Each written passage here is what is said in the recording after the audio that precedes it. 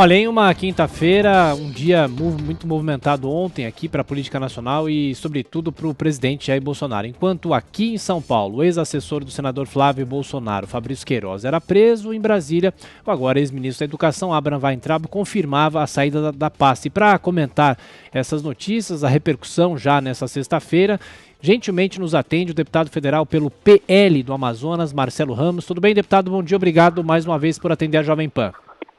Olá, tudo bem? Bom dia, parabéns pelo trabalho de vocês, tão informativo para o país, eu fico à disposição.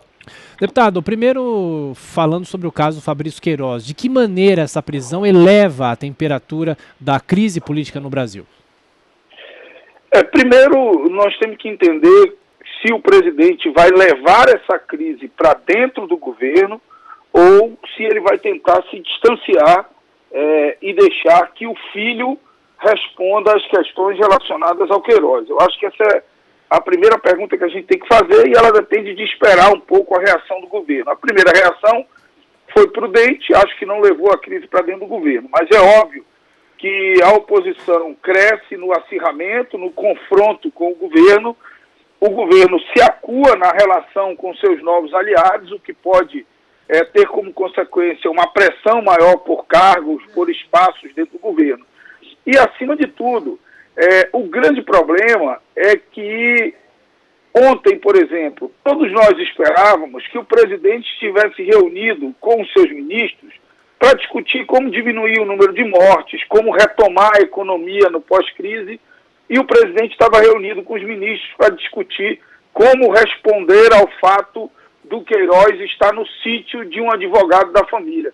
Então, no fundo, independente das consequências, isso faz muito mal para o país, faz com que o país gaste energia, desperdice energia, no momento em que todos os nossos esforços deveriam estar concentrados em retomar um caminho de desenvolvimento, que retome a economia, que diminua o desemprego, que diminua o sofrimento das pessoas. Deputado, quem faz a pergunta para o senhor agora é Josias de Souza, que está em Brasília. Josias.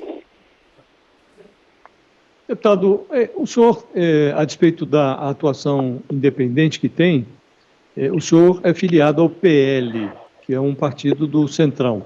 O presidente está agora fazendo essa negociação com o Centrão. O que eu lhe pergunto é, essa negociação que o presidente faz, uma negociação política, cedendo cargos e tal, isso assegura a ele a estabilidade que ele está imaginando, em termos de proteção para eventuais riscos que o mandato dele corra, ou não? Ou isso é uma ilusão?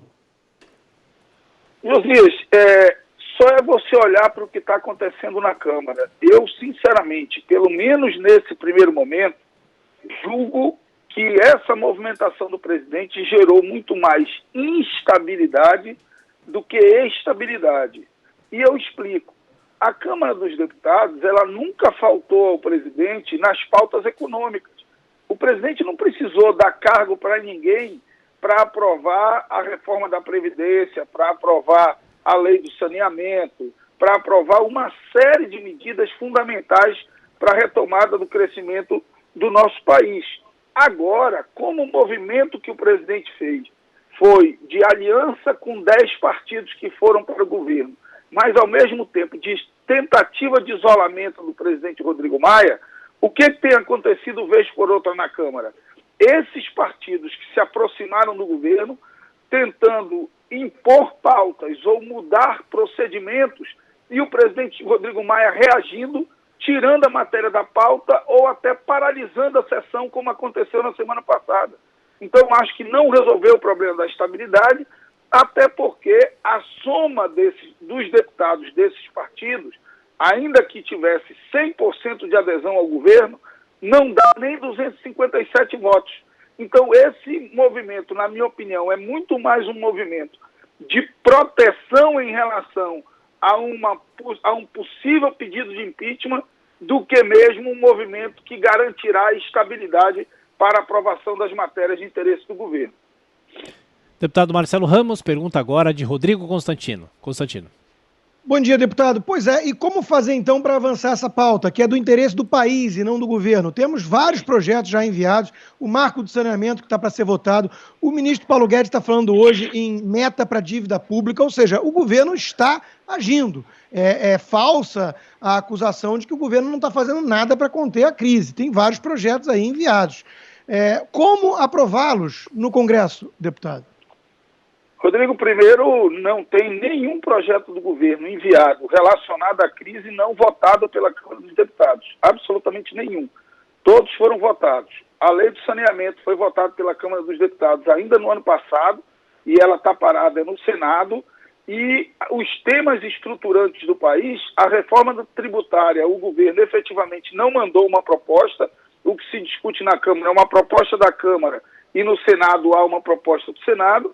A reforma administrativa, o próprio presidente já disse que vai enviar só no ano que vem, então não há nada do ponto de vista estruturante, econômico do governo pendente de votação na Câmara dos Deputados, absolutamente nada.